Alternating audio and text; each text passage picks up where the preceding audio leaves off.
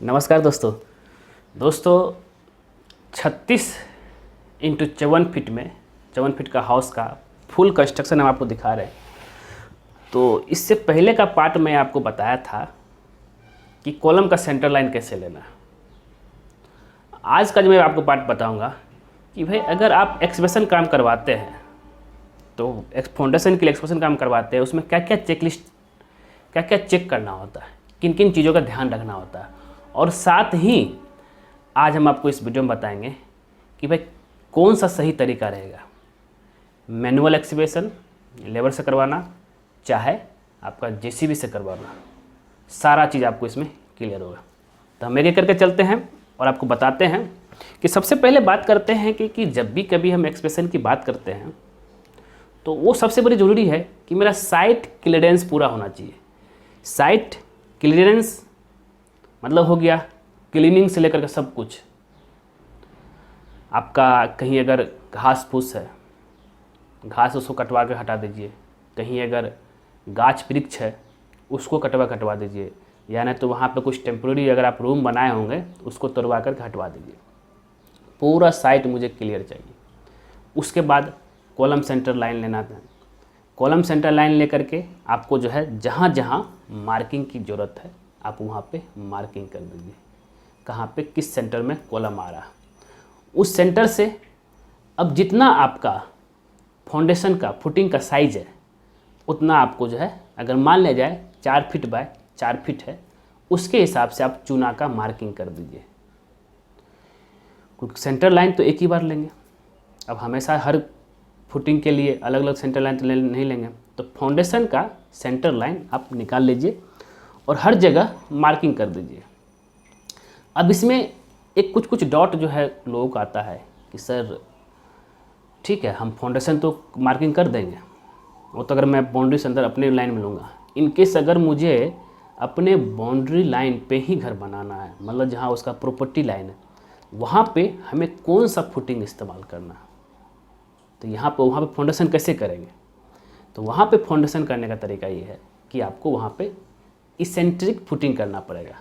और कभी कभी तो सामने वाला घर का जो घर रहता है बगल वाला, वो क्या बोलेगा कि भाई तुम अगर एक्सप्रेशन गड्ढा करोगे तो मेरा बिल्डिंग गिर गया तो इसलिए आपको क्या करना है कि सारा गड्ढा एक साथ नहीं करना है। फाउंडेशन के लिए एक कीजिए, उसमें फाउंडेशन खड़ा कर दीजिए, फिर उसको पूरा फिलिंग कर दीजिए, फिर आगे जाइए दूसरा वाला इस तरह से कीजिए। इससे बगल वाला का घर भी सेफ रहेगा और आपका काम भी निकल जाएगा। एक साथ पूरा नहीं खोदिए, अगर करेंगे ऐसा तो बगल वाला घर गिरने का चांस रहता है।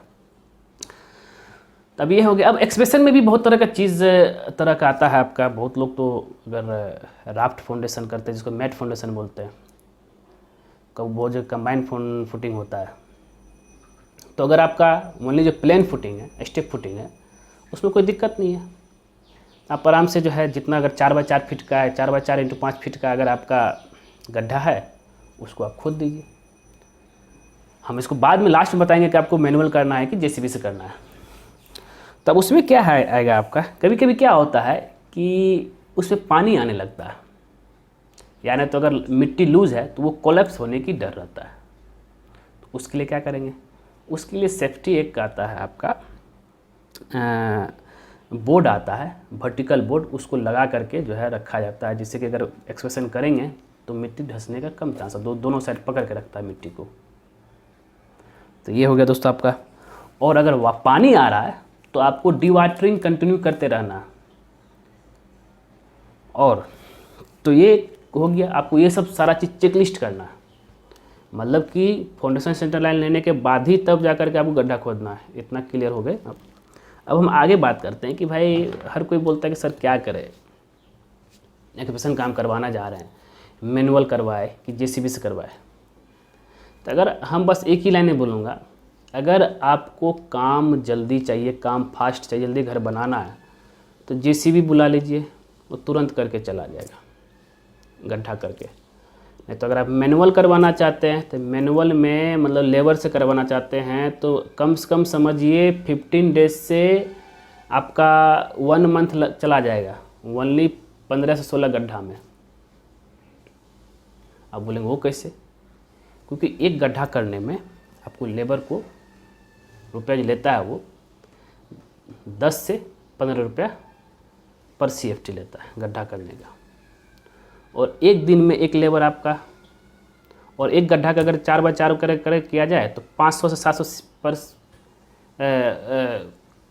टोटल 64 CFT हुआ। इस हिसाब से आपका अगर रेट की बात करें तो ऐसे नॉर्मली जब गड्ढा को देख के ही जो है एक्सप्रेशन गड्ढा को देख करके लेबर बोलता है यानी कॉन्ट्रैक्टर बोलता है कि भाई 500 से 700 रुपये जितना आसपास रेंज हो कि 700 रुपये हम आपको एक गड्ढा करके लेंगे, गड्ढा करने का, ओनली गड्ढा करने का। फिर वहाँ जो मिट्टी जमा होगा उस मिट्टी को तो फिर इसमें डालेंगे नहीं, तो उसको जो है हमें बाहर फेंकना पड़ता है। तो ऐसे ही है, तो उसका जो है आपको अलग से देना पड़ेगा। लेकिन उसी जगह पे अगर आप JCB मंगा लेते हैं तो JCB वो लेता है पर घंटा के हिसाब से। पर घंटा के हिसाब से कितना रुपये? पर घंटा के हिसाब से आपका 1000 से 1500, बहुत जगह इससे भी सस्ता, पर बहुत जगह 800 रुपये पर घंटा भी मिलता है JCB।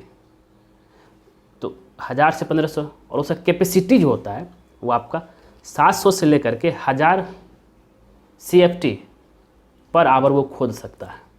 तो मतलब समझिए कि आपका एक ही दिन में वो एक्सप्रेशन करके निकल जाएगा,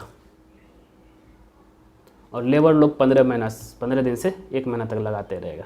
और यहाँ तक भी अगर उस मिट्टी को आपको नहीं चाहिए, उस मिट्टी को उठा करके वो अलग जगह भी दे देगा वही आवर में, घंटे के हिसाब से में।